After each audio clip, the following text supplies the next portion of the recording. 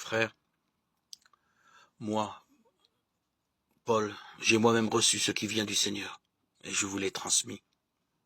La nuit où il était livré, le Seigneur Jésus prit du pain, puis, ayant rendu grâce, il le rompit et dit, « Ceci est mon corps qui est pour vous. Faites cela en mémoire de moi. » Après le repas, il fit de même avec la coupe en disant, « Cette coupe est la nouvelle alliance en mon sang. Chaque fois que vous en boirez, faites cela en mémoire de moi. » Ainsi donc, chaque fois que vous mangez ce pain et que vous buvez cette coupe, vous proclamez la mort du Seigneur jusqu'à ce qu'il vienne.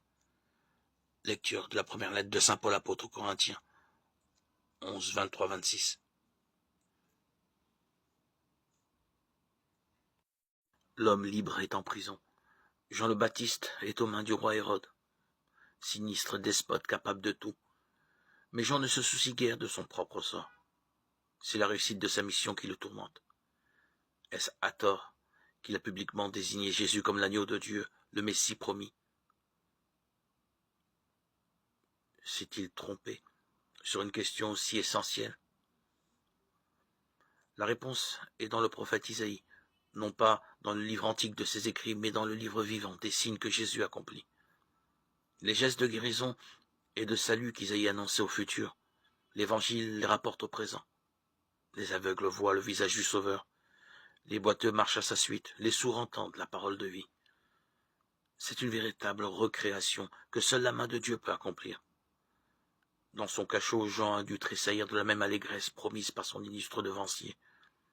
La parole de Jésus le confirme dans son rôle de prophète et dans son espérance de croyant. Il peut nous arriver d'être découragés, prisonniers du doute et de la tristesse, au point, par exemple, de gémir les uns contre les autres. Comme le note saint Jacques, avec réalisme. Demandons alors au Seigneur de nous confirmer dans la joie et l'espérance en nous envoyant des messagers prêts à partager les merveilles dont ils sont témoins. Car la joie de l'Évangile n'est pas une option, surtout pour tout chrétien, c'est une vocation pour tout baptisé. C'est une mission, une responsabilité, un devoir pour tout chrétien. Produisez donc un fruit digne de la conversion. La parole de Jean le Baptiste est sans ménagement. Le rite pénitentiel qu'il propose dans les eaux du Jourdain n'a d'intérêt et de valeur que s'il ouvre un profond changement de vie. Toute autre manière de voir est illusoire. Jean lui-même donne l'exemple d'une cohérence exemplaire entre ce qu'il proclame et son mode de vie. C'est un ascète remarquablement sobre. Écologiste avant l'heure en quelque sorte. Il vit au désert, loin des hommes, mais ce sont les hommes qui viennent à lui, car précisément cette cohérence l'authentifie comme prophète. Aujourd'hui comme hier, bien des cœurs ont soif d'une parole vraie et profonde. Jean ne dépend de personne sinon de Dieu, et c'est pourquoi il parle librement. Comme on le sait, même le roi Hérode ne le fera ni trembler ni plier.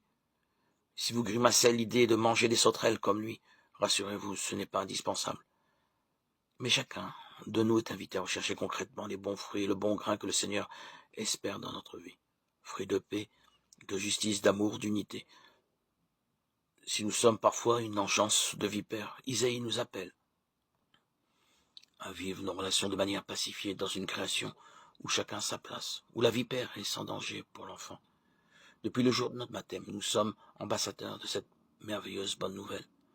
Le royaume des cieux est tout proche. Soyons cohérents à notre modeste mesure et nous serons crédibles. Réjouissons-nous d'être aux côtés du Seigneur et proclamons à tous les hommes l'avènement du Christ sur la terre. C'est cela, évangéliser, être missionnaire et témoin. Ne doutons pas des promesses du Seigneur et vivons en acte de l'espérance de la venue du Christ qui nous fortifie, nous édifie par sa parole. Le règne de Dieu est tout proche de nous. Recherchons son éclat dans l'œuvre que Dieu accomplit en nos frères et en nous.